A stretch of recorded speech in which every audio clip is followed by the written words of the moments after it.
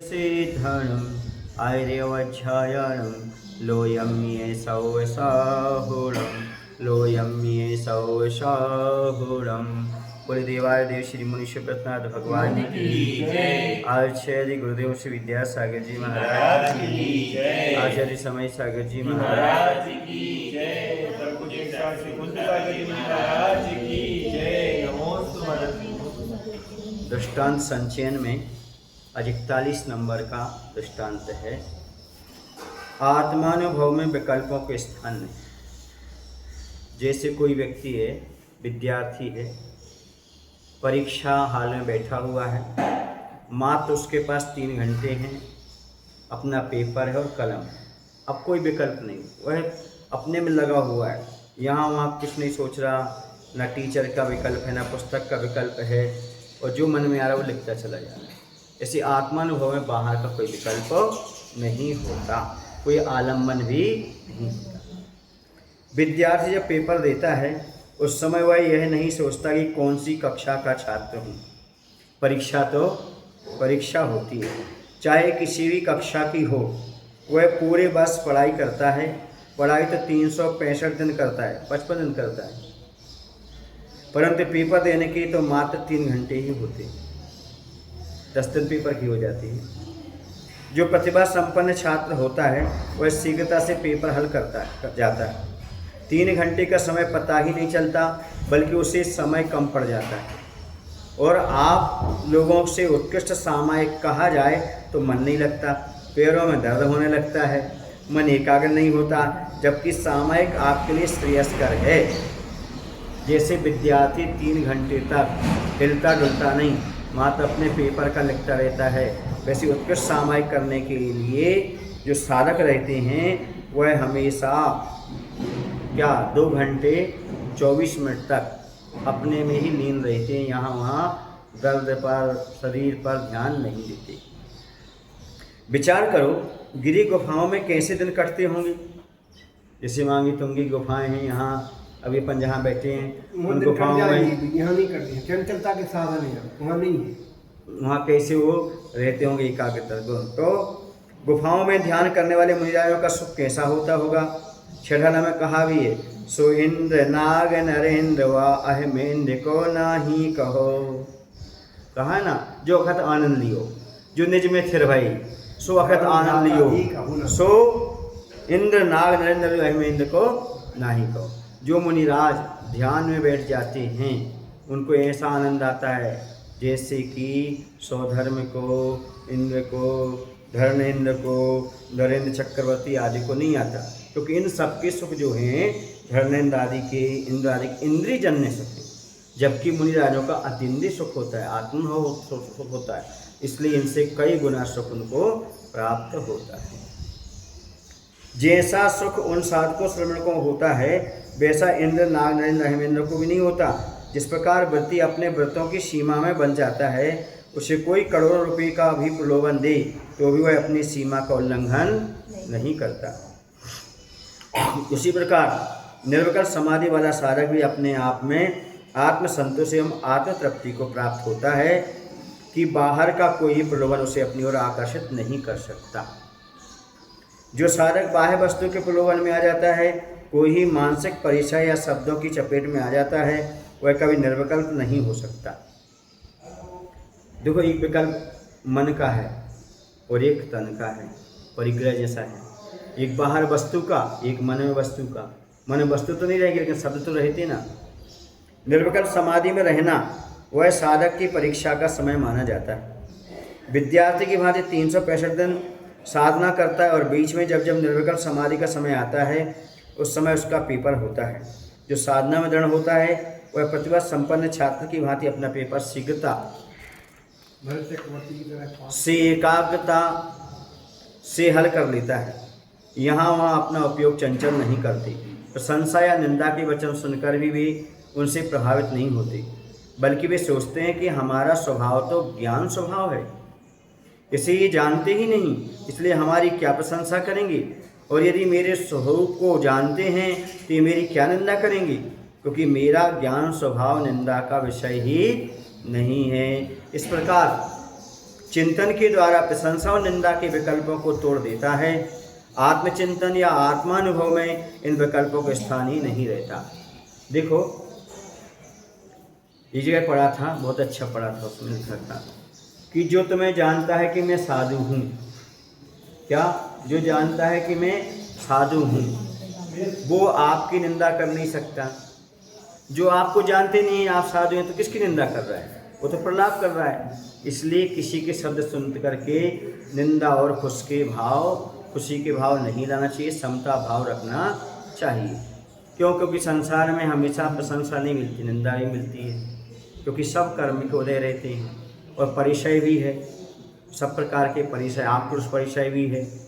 सामने वाले के द्वारा हमें अपशब्दों का प्रयोग किया जा सकता है, उसमें समता रखना साधक की परीक्षा का समय होता है। समझ गए?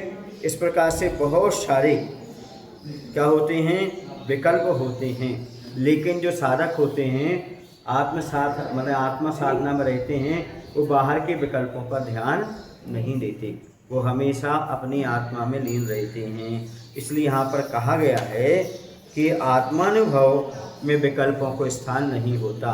विकल्प है तो आत्मा का अनुभव नहीं, आत्मा का अनुभव है तो विकल्प नहीं। जो 24 घंटे विकल्प में रहता है वो आत्मा का अनुभव कर ही नहीं सकता। इसलिए विकल्पों की शून्यता बहुत जरूरी है। निर्विकल्प समाधि में एकाग्रता। जिस प्रकार एयर कंडीशनर रूम होता है उस पर बाह्य वातावरण का कोई प्रभाव नहीं पड़ता, उस प्रकार निर्विकल्प समाधि में सारा श्रवणों का उपयोग बाह्य पदार्थों से प्रभावित नहीं होता। यह सबसे महत्वपूर्ण है, परंतु संसारी प्राणी के लिए टेढ़ी खीर है। एयर कंडीशन में क्या होता है आप सब जानते हैं। एयर कंडीशन में क्या होता है, अंदर जो रहता है एक साथ वातावरण बना रहता है, टेम्परेचर बाहर माइनस में हो या फिर 50 टेम्परेचर। जो अंदर एसी वाला कमरा होता है उसमें एक बराबर बना रहता है, उसमें एक व्यवस्था होती है कि एक एग्जैक्टर लगा रहता है, क्या कहते हैं उसको, एग्जॉस्ट फैन। हाँ, एक पंखा लगा रहता है जो अंदर की गंदी हवा को बाहर फेंकता है, गर्म हवा को, और बाहर की हवा को आने नहीं देता। ऐसे निर्विकल्प समाधि में क्या होता है, अंदर के कर्म नष्ट होते हैं और बाहर से आश्रव होता नहीं, संबर रहता है। तो संबर और निर्जरा का समय जो होता है वो निर्विकल्प समाधि के समय अच्छा बन जाता है। निर्जरा होती रहती है, संबर एयर कंडीशन। हाँ, एयर कंडीशन की तरह कि बाहर का कोई कर्म आएगा नहीं, अंदर का जो पुराना है वो निकल जाएगा, अर्थात कर्म निर्जरा हो जाएगी, शांत। हाँ, महाराज का एसी यही है। महाराज का एसी क्या है, पंखा कूलर नहीं है, महाराज का एसी है निर्विकल्प समाधि, जिसमें बाहर का कोई कर्म का आश्रय नहीं, अंदर से वहाँ पर निजरा हो रही है और बाहर कर्मों का पूरा संबर हो गया है, अंदर आत्मा का आनंद चल रहा है, क्षमता रूप है परिणाम चल रहा है। निर्विकल्प समाधि ये है श्रवणों का एयर कंडीशन। निर्विकल्प समाधि से च्युत साधक अज्ञानी है, मिथ्या दृष्टि नहीं। जो हमने कहा था ना, जल्प मात्रम बहिरप्पा, बोले बाहर आए, सुनो अरे वो तो अज्ञानी होगा, अज्ञानी नहीं हुए, है ना। अज्ञानी का अर्थ अलग है, मिथ्या दृष्टि रूप अज्ञानी अलग है और अज्ञान होना अलग है, प्रमाद होना अलग है, समझ आ रहा है, और मिथ्या दृष्टि होना अलग है। दो विद्यार्थी, कितने विद्यार्थी हैं, एक एमए का है और दूसरा बीए का है। दोनों ने अपना अपना अध्ययन किया, परीक्षा का समय आया, परीक्षा दी, पश्चात परिणाम आया। परिणाम यह आया कि एमए वाला विद्यार्थी फेल हो गया और दूसरा बीए में उत्तम श्रेणी से पास हुआ है। दोनों में देखें तो निचली अवस्था पास और ऊपरी अवस्था फेल है। बीए में पास होने वाला एमए में अनुत्तीर्ण होने वाले विद्यार्थी से कहता है कि आपसे तो अच्छा मैं हूँ, आप फेल हो गए, हम तो उत्तम श्रेणी में पास हुए हैं।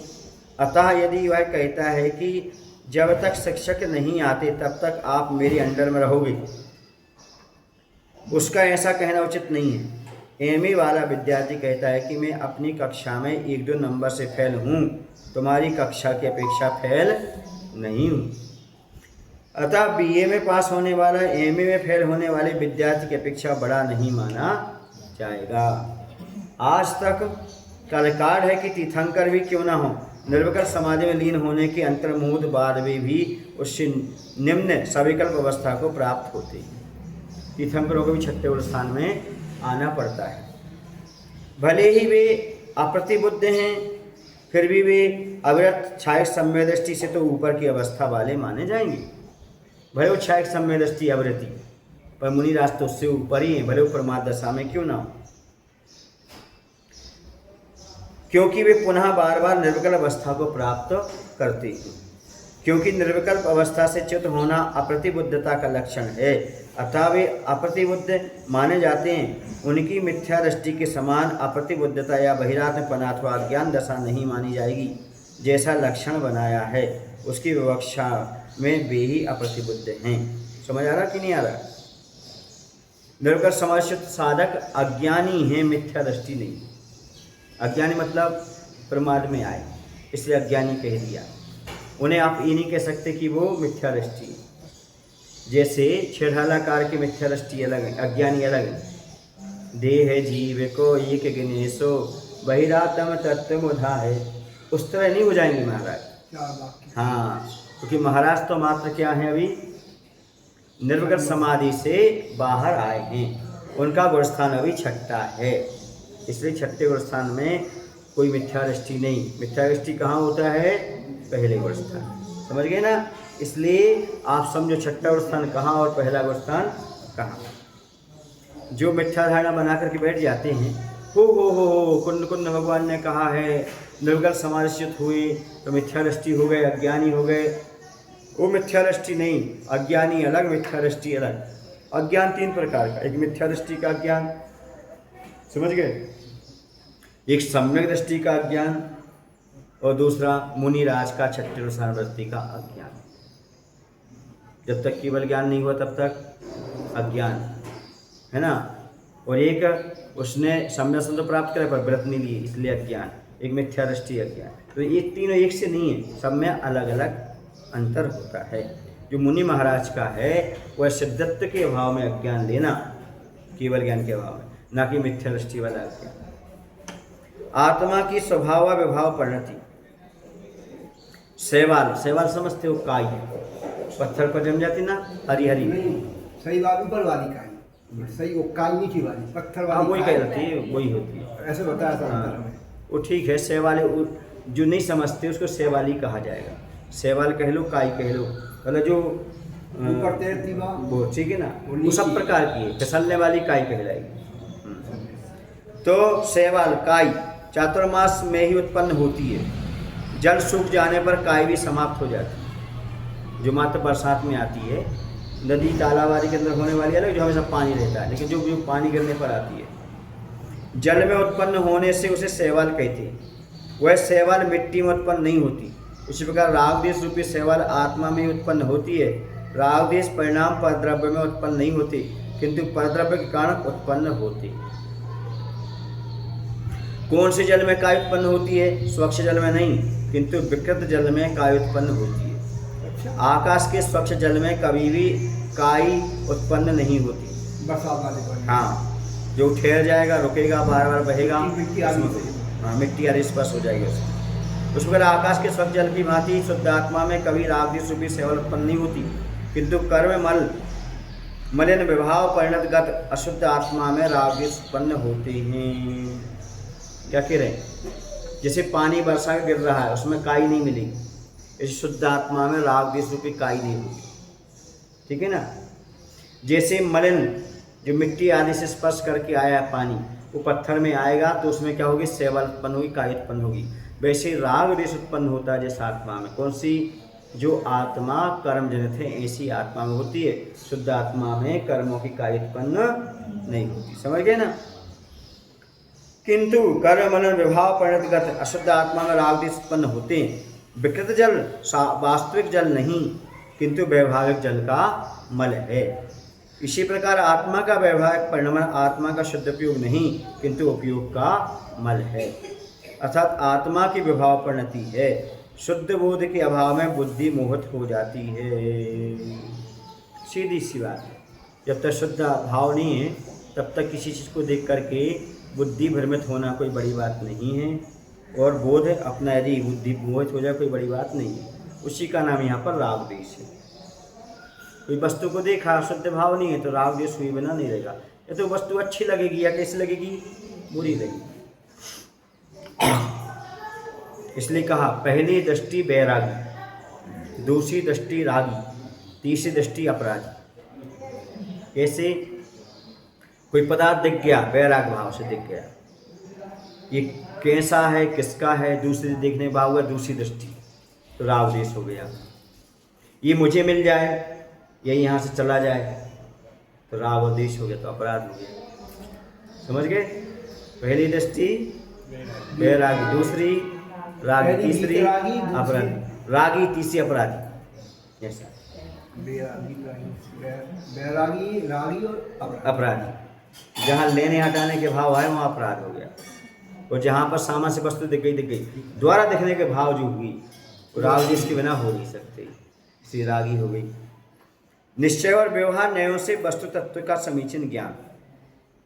वस्तु का यदि समीचीन सर्वांगीण ज्ञान प्राप्त करना है तो निश्चय और व्यवहार दोनों को अपनाना होगा, तभी हम उस वस्तु तत्व को समझ पाएंगे, अन्यथा नहीं। निश्चय और व्यवहार दोनों नयों की दृष्टि से वस्तु स्वरूप को जानने का प्रयास होना चाहिए। निश्चय नय से आत्मा की चक्रवर्ती, तीर्थंकर, बलदेव आदि कोई भी संज्ञा स्वीकार्य नहीं है, लेकिन व्यवहार नय से स्वीकार है। आत्मा तो आत्मा है, न चक्रवर्ती है, न तीर्थंकर है, न बलदेव है। निश्चय में आत्मा तो आत्मा सबकी, लेकिन व्यवहार से तो स्वीकार करना पड़ेगा। ये तीर्थंकर की आत्मा है, ये मुनिराज की आत्मा है, ये चक्रवर्ती की आत्मा आदि है। जब व्यवहार नहीं की विवक्षा में दिगंबर मुनियों को मैं श्रवण हूँ ऐसा भाव आ सकता है, चक्रवर्ती को मैं चक्रवर्ती ऐसा भाव आ जाए तो इसमें क्या आश्चर्य है। यह व्यवहार कथन समझने के लिए दीपक जलता है या तेल, जलते जलते समाप्त कौन होता है, तेल समाप्त होता है। अतः तेल जलता है और प्रकाश देता है, किंतु कहने में यही आता कि दीपक जलता है, दीपक बुझ गया, जलता कौन है, तेल। व्यवहार यह जनपद सत्य है जो व्यवहार नय से सत्य रूप स्वीकार किया जाता है। दूसरा उदाहरण भी है, जैसे लट्टू, लट्टू मैंने बल्ब, बल्ब के अभाव में भी करंट प्रभावित होता है या नहीं होता है, होता है। देखना है तो बाहर टच करो फिर महसूस हो जाएगा अच्छी तरह से, होता है। लेकिन बिना लट्टू के प्रकाश देखने में नहीं आता, स्पर्श में तो आ सकता है। लट्टू में प्रकाश करने की क्षमता नहीं है, वह तो करंट में ही, फिर भी करंट के कनेक्शन से वह स्वयं प्रकाशित होकर प्रकाश करता है। कहने में यही आता है कि ट्यूब या ट्यूबलाइट या बल्ब से प्रकाश होता है, जबकि प्रकाश करने की क्षमता करंट में ही होती है। बल्ब या ट्यूब तो प्रकाश में निमित्त होता है। इस प्रकार ध्वनि या शब्द आत्मा का स्वरूप नहीं हो सकता, क्योंकि शब्द कैसे पौद्गलिक है। लेकिन भावों का स्पष्टीकरण करने के लिए शब्द वर्णाओं का आधार लिए बिना विचारों की प्रस्तुति नहीं हो सकती। शब्द का अवलंबन तो लेना ही पड़ता है विचार व्यक्त करने के लिए। भगवान की देशना को दिव्य ध्वनि कहते हैं। भगवान के अतिरिक्त अन्य किसी भी संसारी प्राणी के वचनों को दिव्य ध्वनि नहीं कहा जाता। दिव्य ध्वनि में भी शब्द वर्णाओं का आलंबन होता है। शब्द वर्णाओं का आधार लिए बिना व्याख्यान नहीं हो सकता। इस प्रकार निश्चय और व्यवहार दोनों नयों के आश्रय से वस्तु तत्व का समीचीन ज्ञान होता है। शब्दों का आलंबन भी व्यवहार ही है, दिव्य ध्वनि भी व्यवहार ही है, सर्वगत्व भी व्यवहार, ये सब पदार्थ को देखेंगे।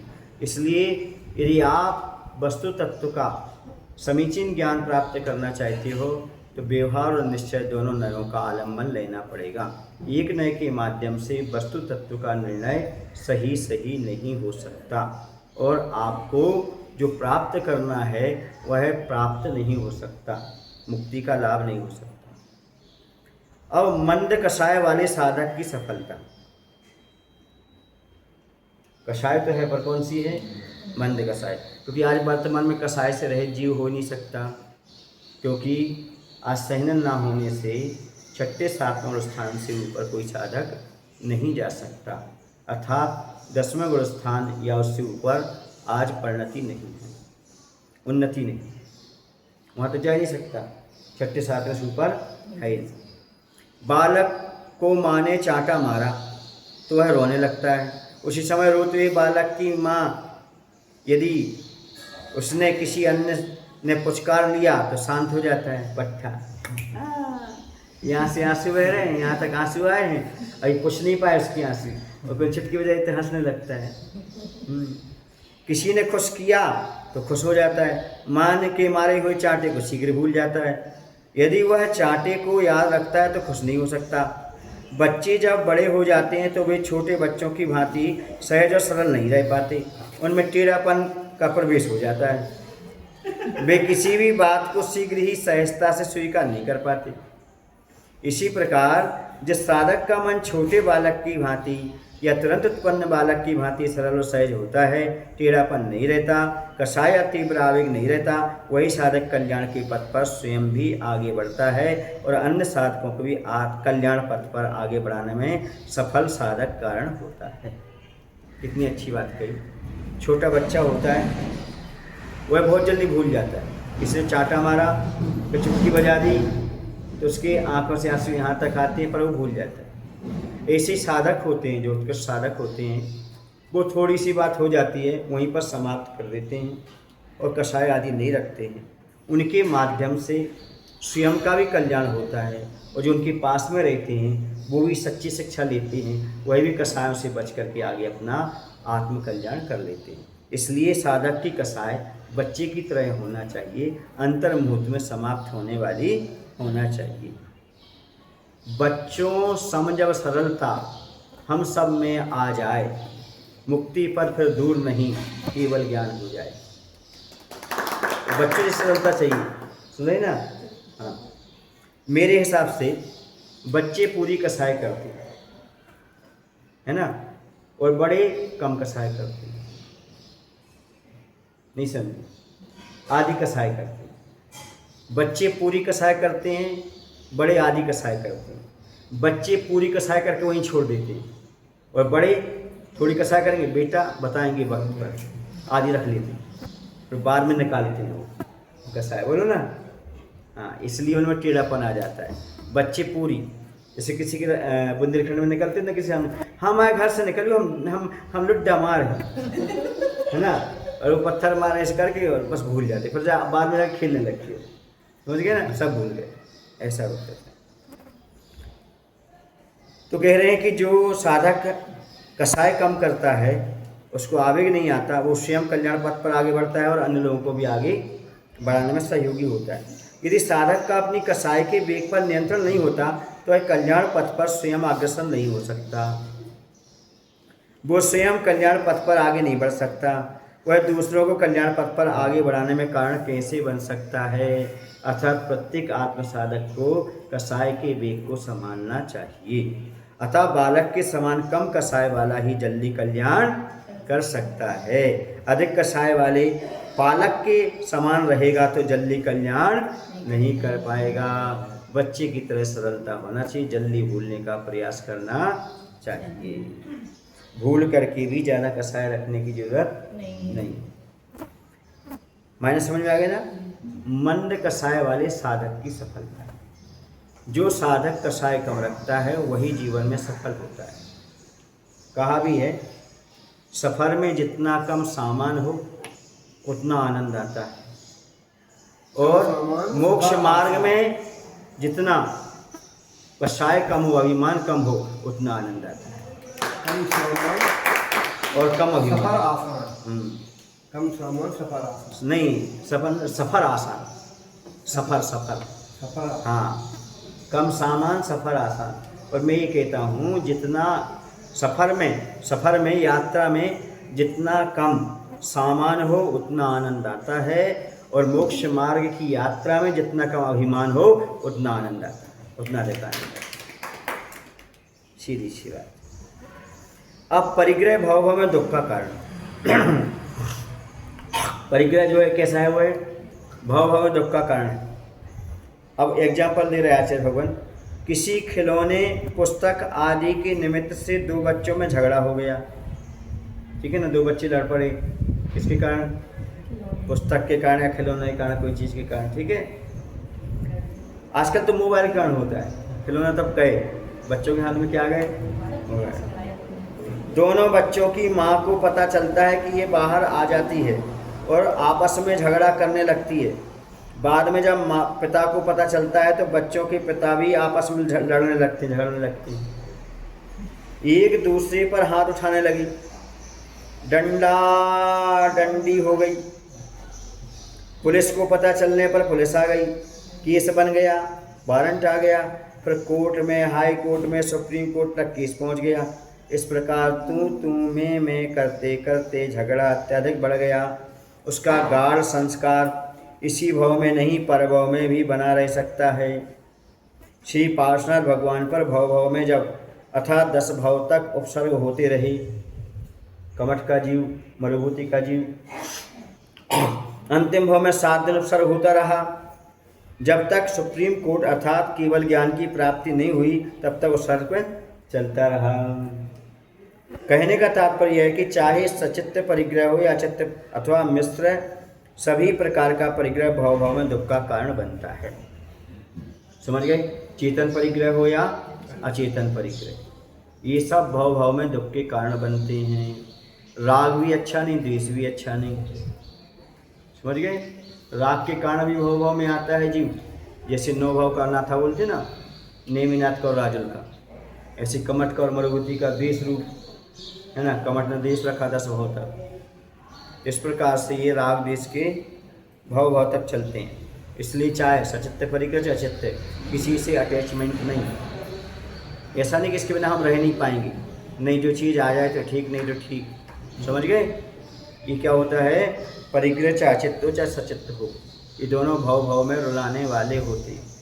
आचार्य कहते हैं मन को चंचल बनाने वाली 2 चीज़ें होती हैं। एक होता है परिग्रह, दूसरा होता है परिचय। जितना अधिक परिग्रह उतने अधिक विकल्प, जितना अधिक परिचय उतने अधिक विकल्प, जितना कम परिग्रह उतने कम विकल्प, जितना कम परिचय उतने कम विकल्प। और बिल्कुल परिचय नहीं, बिल्कुल परिग्रह तो बिल्कुल ही विकल्प नहीं। ये सब परिग्रह और परिचय दोनों विकल्प के कारण हुआ करते हैं। इसे साधक को परिचय से ही बचना चाहिए और परिग्रह से ही बचना चाहिए, तभी वह विकल्पों से बच करके निर्विकल्प समाधि में लीन होकर के अपने कर्म की निद्रा करके आत्मकल्याण कर सकता है। परिग्रह से ही बच गए आप हैं? परिग्रह से ही बच गए आप। कैसे? परिग्रह से, परिग्रह व्यवहार से परिग्रह। हाँ, परिणय अलग होता है। परिणय तो हो गया शादी, हाँ, चेतन परिग्रह आ गया। शादी हो गई तो पति पत्नी एक दूसरे को चेतन परिग्रह हो गए। वो परिग्रह हो जाए, चेतन हो जाती, क्योंकि चक्रवर्ती के 14 रत्नों में से 7 रत्न चेतन होते हैं। स्त्री भी, सुभद्रा स्त्री भी क्या होती है, चेतन परिग्रह, मतलब चेतन रत्न होती है। यथा वो जो रसोईया होता है ना, वो भी होता है, जो पुरोहित होता है वो भी होता है। ये घोड़ा हाथी सब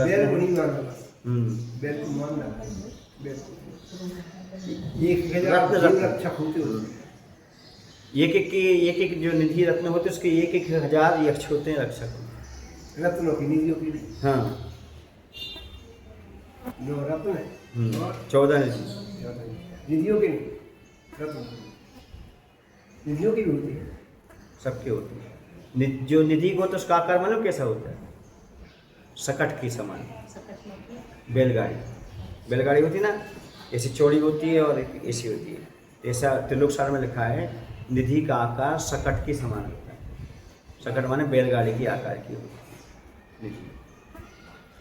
यथाख्या चरित्र में संजुलन कसाय बाधक, इससे तो नहीं होता। जब संजुलन कसाय चला जाता तभी 11वें गुणस्थान में से उत्पन्न होता है। क्या? यथाख्याचार्य, जिसे आजकल लोग 4थे गुणस्थान में कहने लगे, स्वरूपाचरण। स्वरूप में चढ़ना माने यथाख्याचार्य, और वो कहाँ होगा? 11। लोगों को 4थे में हो रहा है, उनके लिए समझने के लिए। किसी को 99 डिग्री बुखार रहता है तो उसे बुखार जैसा नहीं लगता, बुखार जैसी हरारत भी नहीं रहती, फिर भी उसे तापमान नहीं है ऐसा नहीं कहा जा सकता।